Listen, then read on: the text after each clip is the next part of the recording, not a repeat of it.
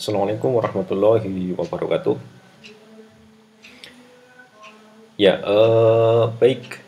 Semoga teman-teman masih dalam keadaan sehat tanpa suatu kurang apapun sehingga nanti teman-teman bisa belajar, bisa lebih fokus untuk mempelajari materi dasar pemrograman. Yang mana pada kesempatan kali ini kita sudah masuk di minggu yang ke-10, yaitu tentang array 1.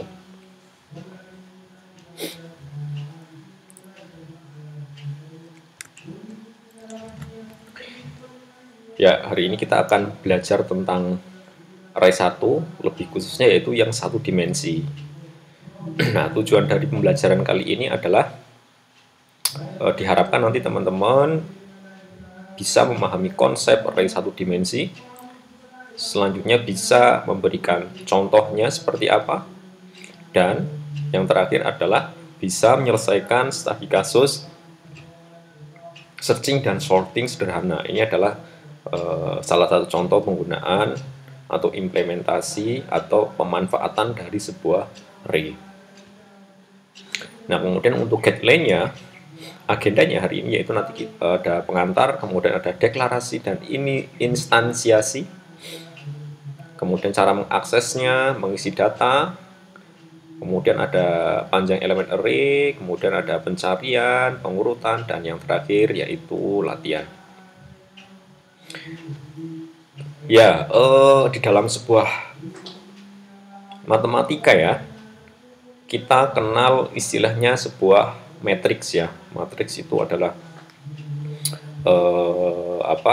kumpulan dari sebuah angka-angka yang direpresentasikan dalam sebuah baris dan kolom. Nah, di sini elemen matriks itu dituliskan dengan menggunakan variabel indeks atau pengalamatannya menggunakan variabel indeks. Misalkan kita punya sebuah matriks A yang mana terdiri dari berdimensi 5x5, berarti di sini ada 5 baris 5 kolom. Nah, alamatnya nanti akan ada di A00 sampai A44. A00 berarti ini ada di baris ke-0, kolom ke-0. Berarti kalau misalkan digambarkan nanti ya berarti sini ya ada, ini berarti misalkan ini adalah sebuah sebuah matriks. Nah, seperti ini misalkan kurang satu. Oke. Misalkan seperti ini, misalkan kita punya sebuah matriks ya. Nah, kita sebuah matriks. Nah, di mana di sini ada 5 kotak. Di sini juga ada 5 kotak. Nah, berarti yang A00 itu berarti ada di sini. 00. Nah, sedangkan yang A4 ada di sini. Ini berarti A00, A01, A02 dan seterusnya sampai dengan A44. Nah, kemudian dalam pemrograman komputer juga implementasi dari variabel indeks ini menggunakan array. Artinya representasinya dari metrik ini menggunakan array, namanya array. Di mana array ini nanti bisa dia satu dimensi. Ada satu dimensi ya. Kemudian juga ada yang 2 dimensi. Nanti kita lihat lebih dari 1 dimensi. Kita lihat. Nah, kemudian definisinya di sini array itu adalah sebuah variabel kompleks atau kumpulan sebuah variabel yang memiliki tipe data sama. Kalau sebelumnya kita sudah belajar tentang apa itu variabel, apa itu tipe data ya. Nah, ini nanti konsep itu jangan sampai lupa, karena ya nanti itu akan dipakai terus. Nah, selain tipe datanya sama, juga namanya sama dan memiliki suatu indeks atau alamat tertentu.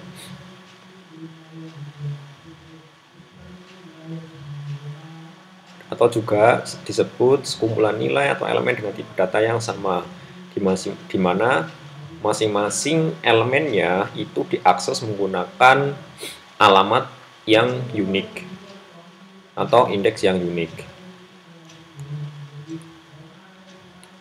Nah, kalau sebelumnya misalkan ada beberapa variabel ya, kita misalkan ada variabel integer A, integer B, integer C, integer D, kan itu kita harus mendeklarasikan banyak, deklarasikan variabel A, deklarasikan B, C, D, dan seterusnya. Nah, itu tipenya kan sama ya, sama-sama integer. Nah, itu ada beberapa, misalkan kalau integer, misalkan integer A, B, C, D, dan seterusnya sampai dengan N atau Z. Nah, ini sebenarnya kan sama. Di sini, nah, yang dimaksud sama seperti ini. Kalau di sini yang sama itu tipenya, tapi untuk namanya beda. Nah, array di sini nanti tipenya sama, namanya juga sama. Nanti kita lihat seperti apa. Nah, ini sifatnya array. Di sini dia homogen, sejenis.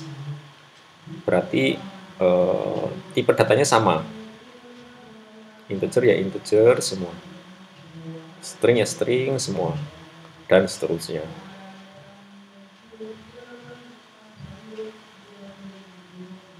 Nah, kemudian yang selanjutnya random access. Nah, random access di sini maksudnya adalah sebuah array itu bisa diakses secara acak alamatnya, tidak harus dari depan dulu, misalkan dari indeks ke yang paling depan, kemudian belakangnya itu tidak. Bisa diakses, bisa dibaca, ya terserah kita, ke nolnya, ke 1, dan ke yang paling belakang, tengah, asalkan ada nilainya, nggak masalah. Nah, merupakan variabel referensi. Sebelumnya kita sudah belajar tentang variabel primitif, byte, short, integer, long, double, float, dan seterusnya. Itu adalah variabel bawaan Java. Nah, selanjutnya di sini array ini dia adalah variabel referensi, artinya variabel bentukan sesuai dengan kebutuhan kita. Nah, selain itu selanjutnya dia punya fungsi atau punya, ketika menggunakan IDE, ketika di titik gitu nanti pasti ada yang muncul. Artinya adalah sebuah variabel bentukan. Nah, ini secara visualisasi bisa ditampilkan, bisa digambarkan seperti ini ya. Di sini ada namanya A dengan jumlah elemen sebanyak 10. Ini ada 10 elemen. Maka elemen tersebut dapat digambarkan seperti ini adalah salah satu penggambaran atau visualisasi dari sebuah array. Nah, tadi kan sifatnya dia homogen.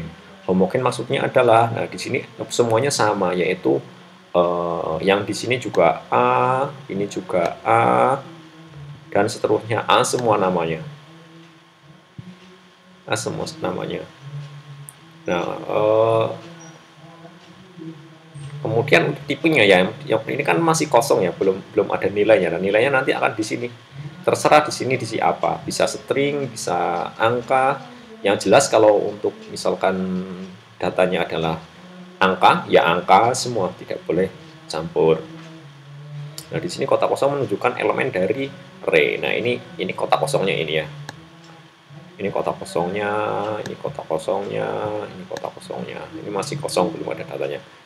Nah, masing-masing elemen memiliki penomoran 0 sampai 9. Ingat bahwa untuk indexing atau untuk pengalamatan array itu selalu dimulai dari 0. Jangan sampai lupa, ini dimulai dari 0. Ini dimulai dari 0. Nah, sehingga ketika ada 10, ya di sini hanya mentok di indeks ke 9. Nah, ya indeks array dimulai dari 0 jelas ya, dimulai dari 0 kemudian diakhiri dengan jumlah elemen dibagi 1. Artinya kalau misalkan nanti ada tugas, ada kasus, maka untuk menampilkan elemen yang paling belakang ya berarti jumlah elemennya dikurang 1, itu nanti akan tampil elemen yang paling belakang. Nah ini contohnya seperti ini. Ini misalkan kita isi dengan sebuah numerik ya. Ini ada di sini ada value-nya. Ini value-nya, berarti yang sini ini value semua. Value-nya. Nah, kemudian ini adalah indeksnya atau alamatnya. Ini adalah alamatnya di sini. Ini alamatnya. Ini alamatnya. Kemudian panjangnya dia 10. Nah, misalkan kita ingin menampilkan angka 12, ya berarti dia ada di elemen ke 0. Kalau misalkan yang kelima berarti dia ada di elemen ke 4, dan misalkan elemen yang 9 ya dalam hal ini adalah 3.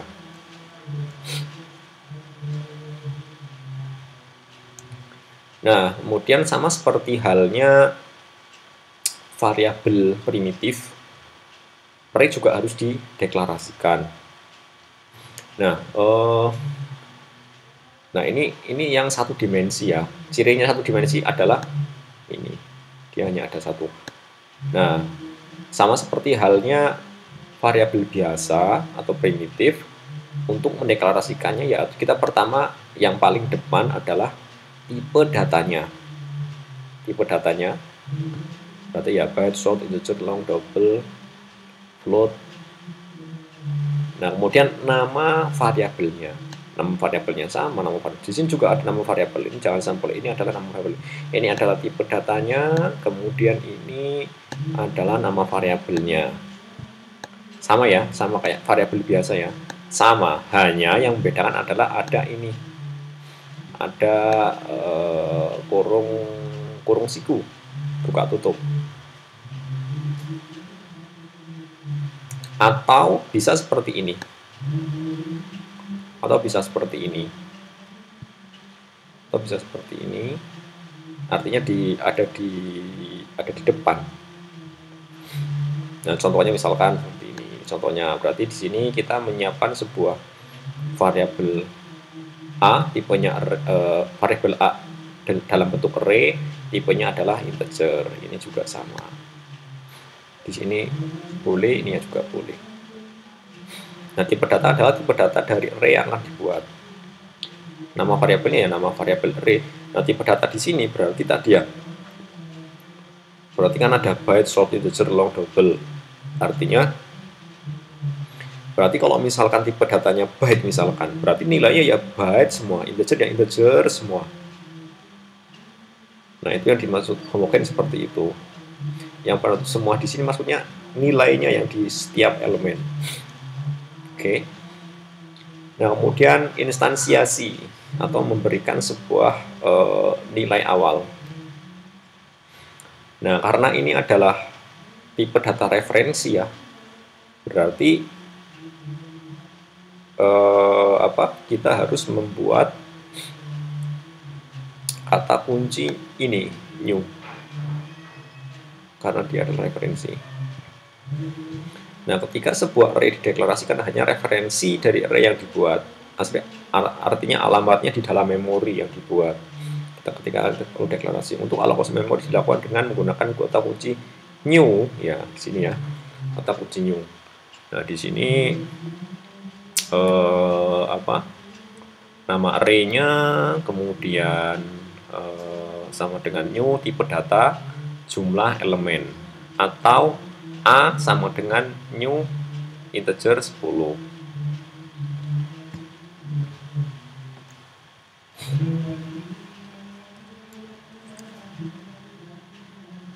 Nah, berarti di sini kan untuk melakukan instansiasi seperti ini. Yang ini kan deklarasi ya, deklarasi. Kemudian secara lengkap berarti seperti ini, atau bisa langsung juga seperti ini. Misalkan integer misalkan integer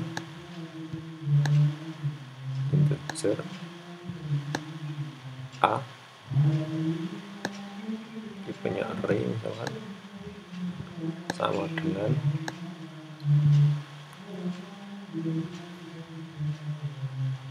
new integer, ya integer 10.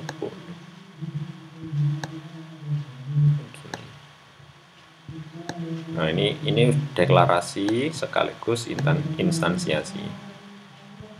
Nah, integer A array, tadi kan kalau ini seperti ini ya. Nah, kemudian sekaligus new integer jumlahnya 10. Nah, di sini ada jumlah elemennya. Kalau misalkan elemennya kosong, bisa nggak 0 misalkan? Bisa nggak?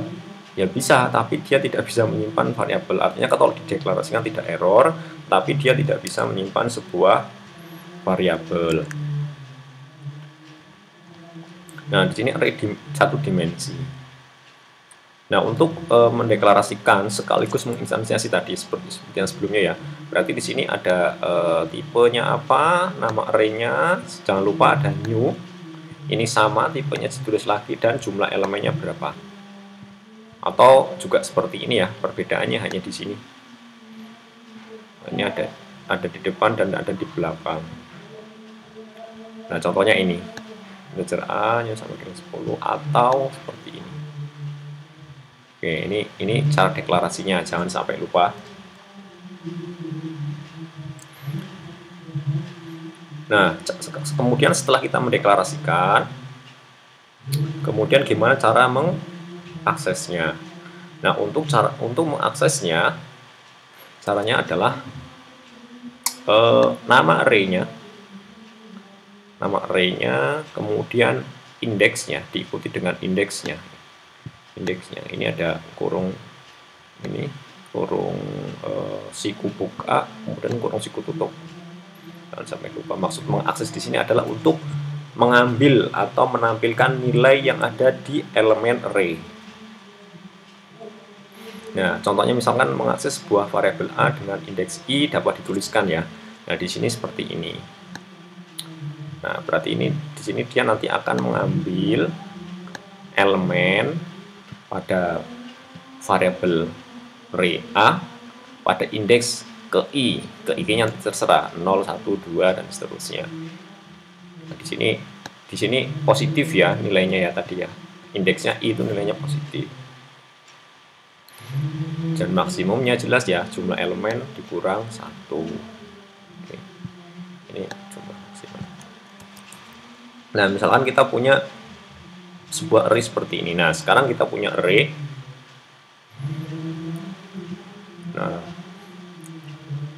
Nah, ini adalah salah satu contoh untuk memberikan nilai awal ke sebuah array. Jadi tidak perlu menggunakan kata kunci new. Di sini sudah langsung diberikan nilai awal. Boleh seperti ini. Atau kalau integer juga boleh. Kalau integer berarti nanti di sini tinggal disesuaikan ya. Di sini berarti kalau numerik berarti nanti di sini adalah angka. Kalau di sini kebetulan contohnya adalah sebuah teks atau string. Berarti kita punya sebuah variabel cars tipenya string, dia adalah sebuah variabel array. Berarti di sini car yang ke 0 ini adalah Volvo, satu adalah BMW, kedua adalah Ford. Gitu. Nah, ketika kita sudah belajar cara mengakses array, kemudian gimana caranya mengisi sebuah array. Nah, untuk mengisi array ya, di sini menggunakan operator assignment atau sama dengan. Nah, contohnya misalkan kalau di sini berarti kita ingin mengisi elemen ke-6. Elemen ke-6 diisi dengan nilai 15. Kalau ini elemen yang ketiga pada variabel array A diisi dengan nilai 27. Nah, kira-kira seperti ini. Berarti kalau misalnya kita isi ya seperti ini. Kita diisi 27, ini adalah nilainya, elemen yang ketiga atau indeks ketiga, yang ini 15 indeks ke 6. Nah, misalkan ada statement atau perintah di mana elemen yang kedua dari variabel A array seperti ini, boleh seperti ini, yaitu indeks ke 3 dikurang indeks ke 6. Indeks ketiga tadi berapa? 27 dikurang 15. Berarti di sini adalah 12. Oke. Nah, ini tadi ya apa yang sudah saya sampaikan ya, bahwa sama seperti variabel biasa, array juga bisa diinisialisasi, artinya diberikan nilai awal.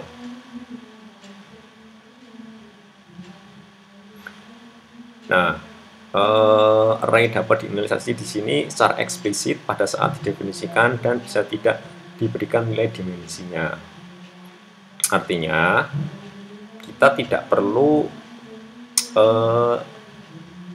menentukan atau memberikan ini panjang array-nya berapa, tidak perlu. Di sini langsung dikasih seperti ini ya, ini inisialisasi, dia otomatis sudah tahu nanti panjangnya ini berarti 4. Yang pada di atas array memiliki 4 elemen. Nah, langsung seperti ini. Contoh yang lain juga nih. Kalau seperti ini berarti dia nanti langsung ya panjangnya sekian gitu. Jadi tidak perlu sama dengan new, itu nggak perlu. Langsung bisa seperti ini untuk menginisialisasi. Nah, contohnya misalkan nih, ini adalah array tipenya boolean. Berarti di sini panjangnya adalah 4. Ini panjangnya 3. Ini panjangnya 4 lagi. Ini 4.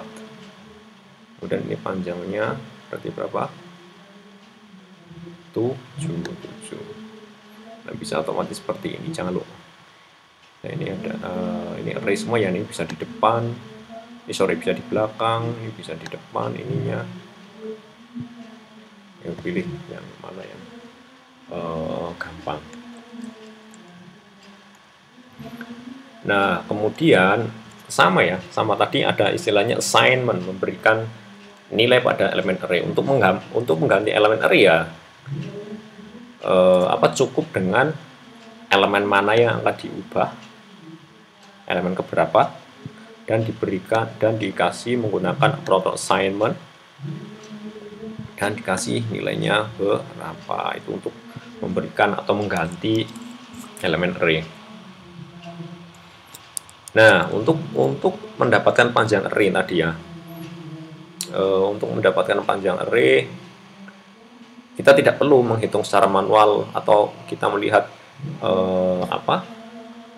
deklarasinya itu berapa panjangnya. Tapi karena ini adalah sebuah referensi, dia pasti biasanya punya atribut ya, atau punya fungsi. Cirinya adalah ketika nama variabel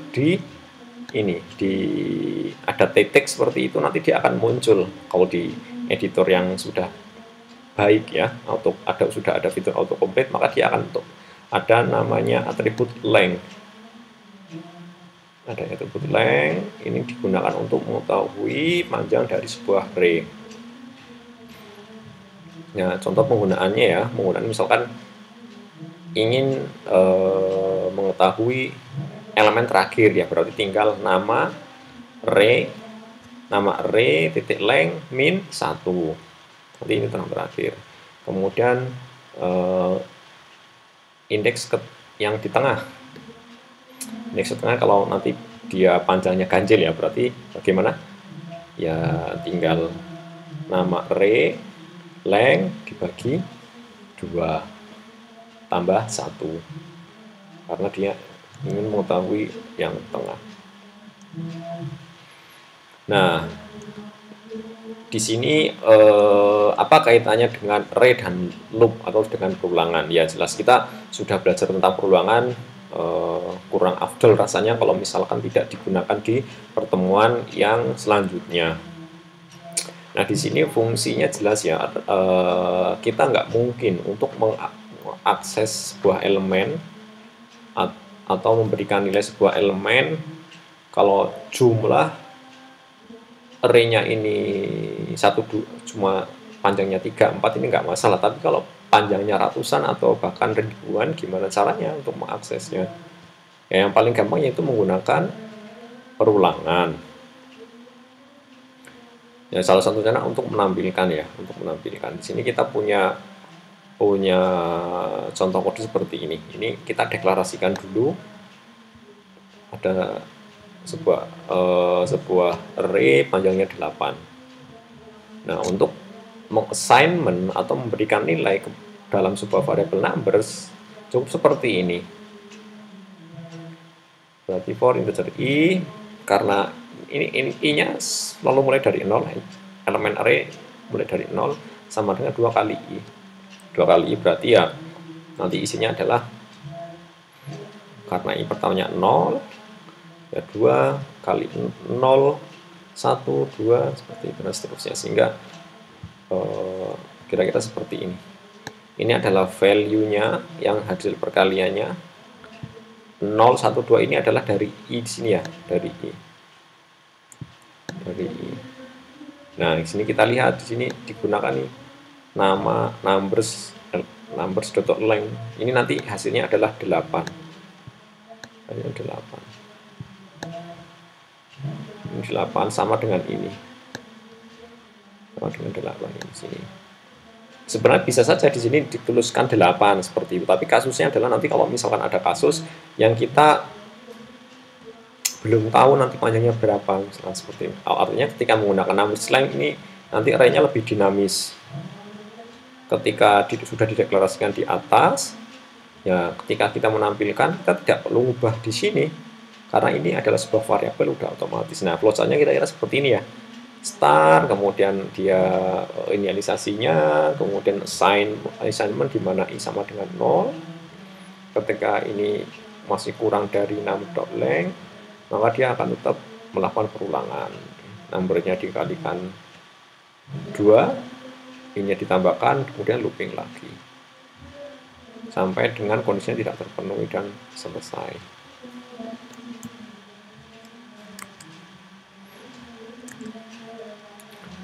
Kemudian ini contohnya juga, setelah kita ingin menampilkan semua elemen array.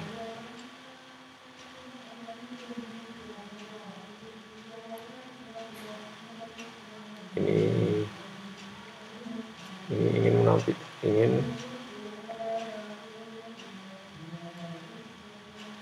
oke, asumsinya kita sudah membuat sebuah ini ya, sebuah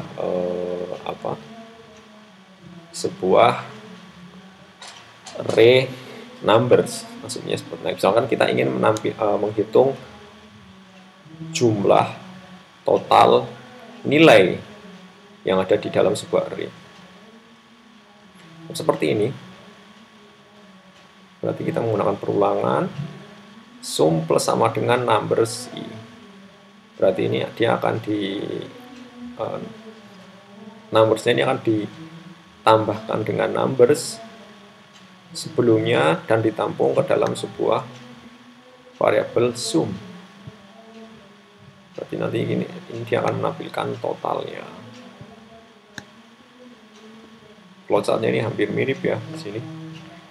Yang beda adalah ini ya, dia deklarasi ada tambahan variabel integer, kemudian sum plus, nah ini prosesnya. Tampilkan di layar.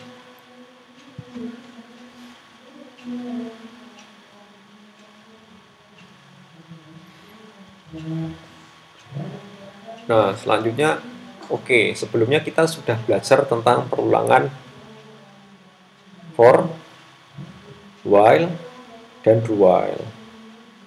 Nah, untuk tipe data referensi array ada nama perulangan lagi, yaitu namanya for each loop. Nah, sebenarnya hampir mirip dengan for sih, tetapi di sini kodenya itu jauh lebih simple, jauh lebih singkat. Nah, ini for ini ada setelah di Java 8 ya. Setelah ada Java 8 ada for yang seperti ini. Ya jelas ya, kalau kita lihat dari for yang sebelumnya ini jauh lebih simple. Kalau yang sebelumnya harus ada for, inisialisasi variabel, kemudian kondisi, kemudian ada increment diagram. Kalau ini dia cukup nama variabel array-nya, kemudian input data array, dan nama variabelnya. Kalau ini nama variabel array-nya, kalau ini variabel primitifnya ya. Kalau misalkan ada integer A tipenya array, berarti di sini A. Di sini berarti nanti integer ini apa terserah, jangan A yang penting, beda. Nah, kita lihat contohnya. Integer array seperti ini. Kalau kita tampilkan, nah bisa menggunakan seperti ini. 2 baris cukup ya. Tapi di sini hanya cukup ini. Ini variabel untuk menampilkan, ini variabel array-nya. Ini outputnya, simple sekali ya. Dan ini kalau misalkan kita menggunakan NetBeans, ketik aja for a tab gitu, nanti dia sudah otomatis dibuatkan.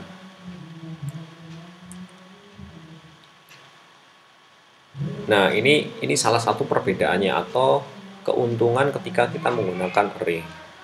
Nah, tanpa menggunakan array, misalkan kita ingin mendeklarasikan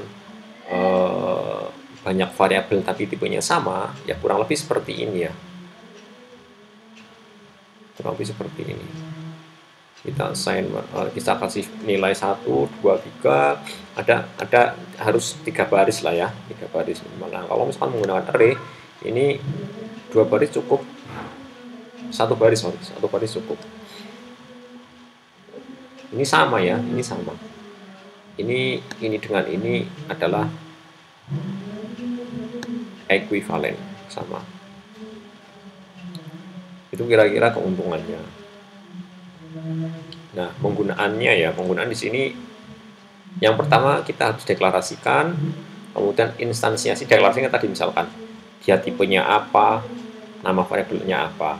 Instansiasi berarti harus ada new, kemudian panjang array-nya berapa. Nah, ini inisialisasi ya. Ini kalau diperlukan, tapi opsional. Kalau tidak ya juga nggak apa-apa. Kemudian manipulasinya, nanti manipulasi silakan, mau diisikan, mau dikurangkan, mau ditambahkan, elemennya silakan. Nah, ini contoh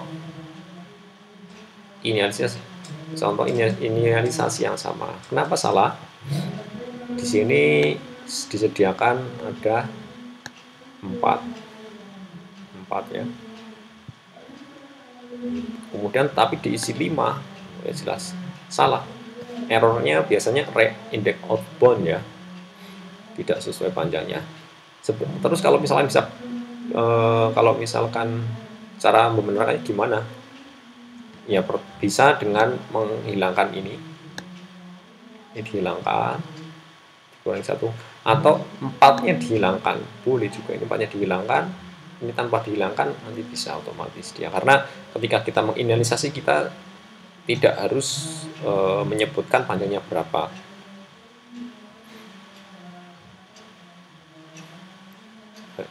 Nah, ini benar ya kalau ini ya. Ini benar. Ini menginisialisasi sebuah variabel. Nah, oke, di sini misalkan kita akan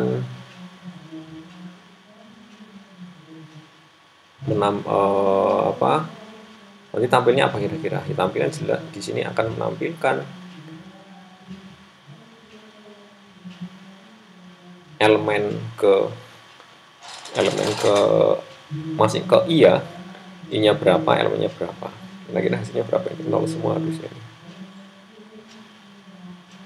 Ya 0. Masih 0 karena ya belum dikasih nilai. Ini floatnya sama ya, sama yang sebelumnya. Oke, misalkan kita sudah diberikan nilai, bisa menggunakan ini. Ini adalah inisialisasinya. Kita tampilkan array. Oke, nah kira-kira seperti ini.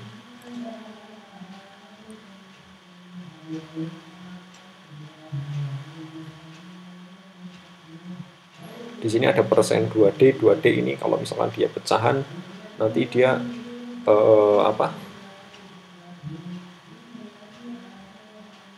bisa ini bisa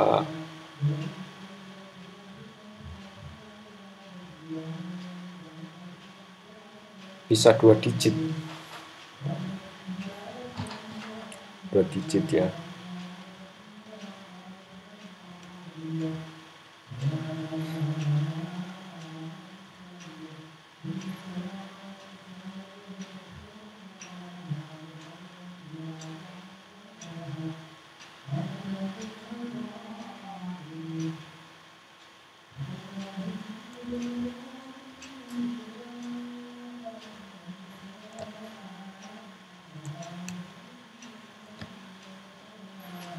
Nah, kemudian ini untuk, nah contohnya ini sekarang meminta inputan, artinya ketika dijalankan nanti dia akan menginputkan ke dalam sebuah array.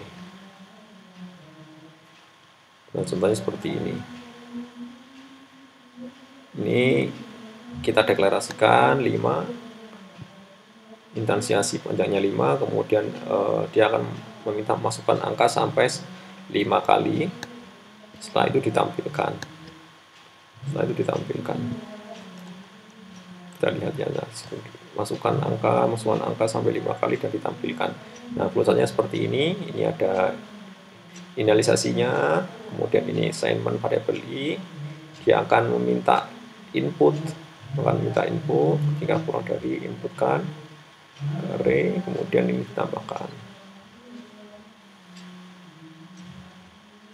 Kemudian ini dinolkan lagi, dan di sini ini untuk menampilkan. Nah, ini untuk membuat salinan ya, artinya menyalin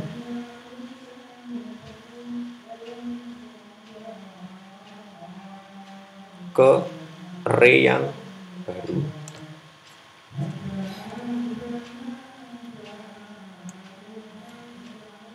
Nah, kira-kira, nah kenapa ini cuma 2 ya? Jelas karena di sini ininya hanya panjang hanya 2 ya, karena hanya 2. 5 bagi 2 ini 2, berarti dia akan hanya menyalinkan elemen yang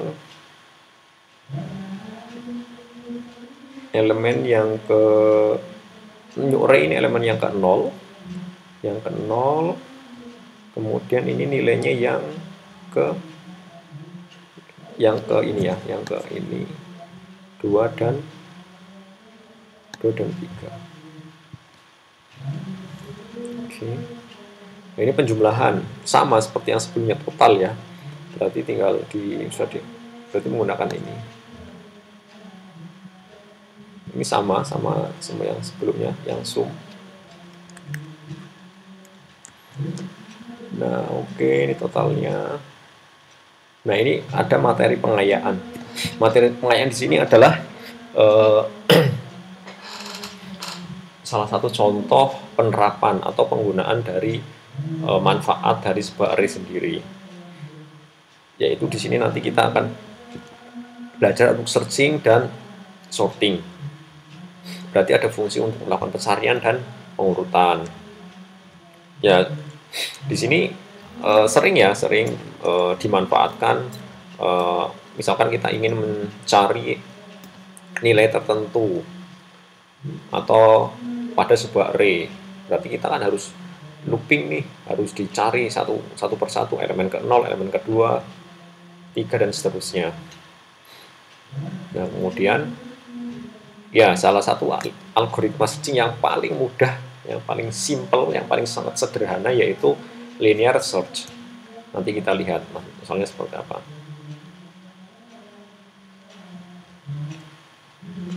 Nah, misalkan kita di sini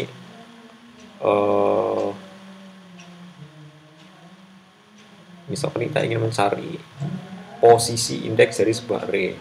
Nah, pada linear search dibandingkan key atau angka yang ingin dicari dengan tipe elemen yang ada di dalam array. Misalkan kita punya array seperti ini, ada array seperti ini, 6, 4, 1, 9, 7, 3, 2, 8 itu adalah nilainya. Kemudian 3 ini adalah key-nya, berarti 3 ini yang diinputkan ya.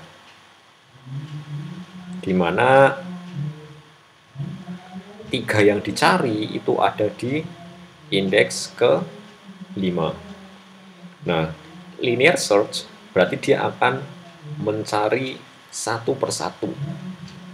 Elemen 0, 1, 2, 3, dan seterusnya sampai habis elemennya. Caranya gimana? Ya dibandingkan key-nya dengan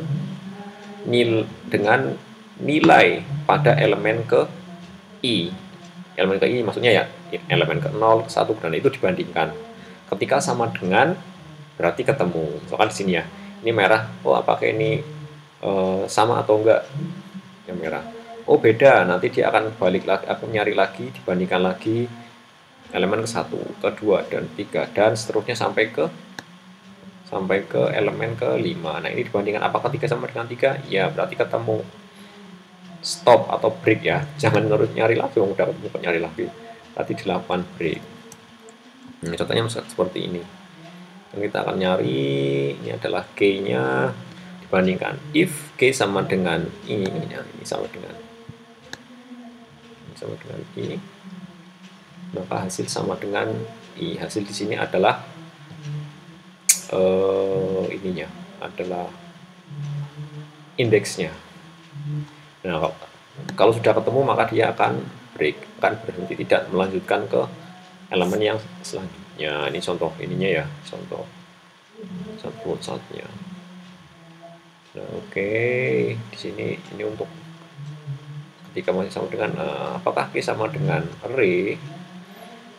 Jika tidak, dia lanjut lagi ke elemen selanjutnya. Ketika sama, hasil sama dengan i, dicatat indeksnya, kemudian break dan stop, tampilkan hasilnya. Oke.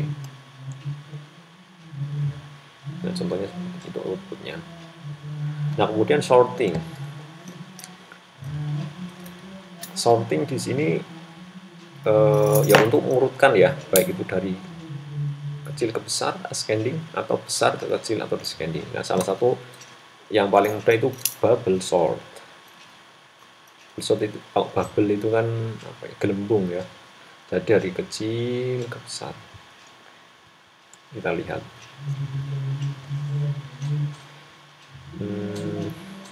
oke, algoritmanya adalah di dalam bubble sort dilakukan looping dari elemen pertama sampai elemen terakhir dari array, di looping semua. Kemudian tiap elemen dibandingkan dengan elemen berikutnya. Jika elemen tersebut lebih besar dari elemen berikutnya maka akan ditukar. Nah, kita lihat di sini misalkan kita punya sebuah sebuah array seperti ini 5, 1, 12, min 5 dan seterusnya. Berarti caranya di looping elemennya, kemudian dibandingkan apakah 5 lebih besar dari 1. Kalau lebih besar berarti dia nanti akan ditukar. Sekarang posisinya, nah ini hasil tukarnya seperti ini. Kemudian dibandingkan apakah 5 kurang dari 2 sama 12. Benar, berarti nggak perlu di swap. Selanjutnya dibandingkan apakah 12 kurang dari 5 min 5, ya maka ditukar, dan seterusnya seperti itu. Nah, kita lihat, nah ini lumayan ya. Contohnya seperti ini. Di sini ada, wah ini sudah menggunakan nested for.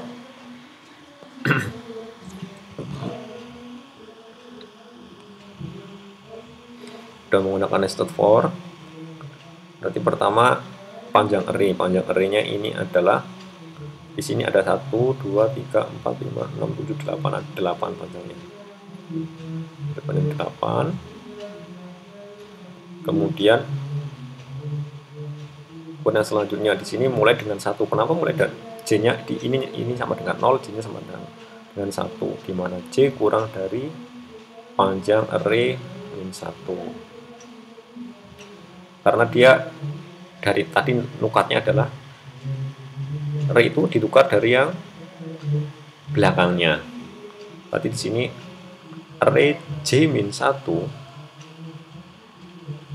Oke, misalkan tadi seperti ini ya. Nah, 5 sama 1. 5 dengan 1. Berarti di sini nah ini J min 1. J min 1 itu adalah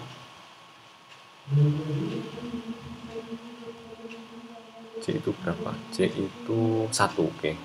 Berarti di sini adalah ini pertama 5 dibandingkan dengan 1. Apakah 5 lebih besar dari 1? 5 besar dari 1? Iya. Ketika iya maka ditukar. Kita buat variabel temporary di mana ini diisi dengan 5. Kemudian sementara untuk yang min 1-nya itu diisi dengan 5. Dan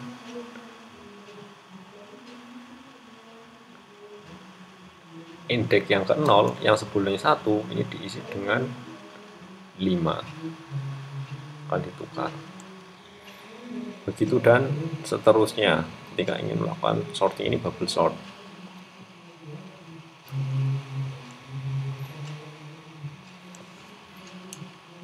Nah, ini untuk flowchartnya seperti ini ya tadi ya. Ini sama, ini yang ini adalah perulangan yang outer, yang luar, ketika dia masih terpenuhi. Nah, kemudian di sini nanti akan ada perulangan lagi, Nah, ini ketika ini lebih besar maka ingin dilakukan tukar.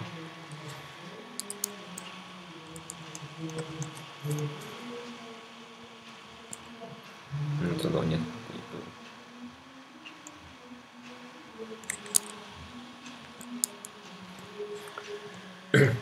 Ya, kurang lebih seperti itu ya untuk ininya, untuk teorinya. Semoga teman-teman bisa memahami. Saya yakin akan sangat susah ya kalau misalkan tidak mencoba. Ini adalah hanya pengenalan. Nanti untuk praktikumnya ini adalah bekal menjadi teman-teman untuk melakukan praktikum. Nanti kalau misalkan ada hal yang perlu didiskusikan, jangan sungkan. Ayo kita diskusi untuk memecahkan masalah kita bersama. Nah, terima kasih atas perhatiannya. Selamat menonton. Saya Anggi. Wabillahi taufik wal hidayah. Wassalamualaikum warahmatullahi wabarakatuh.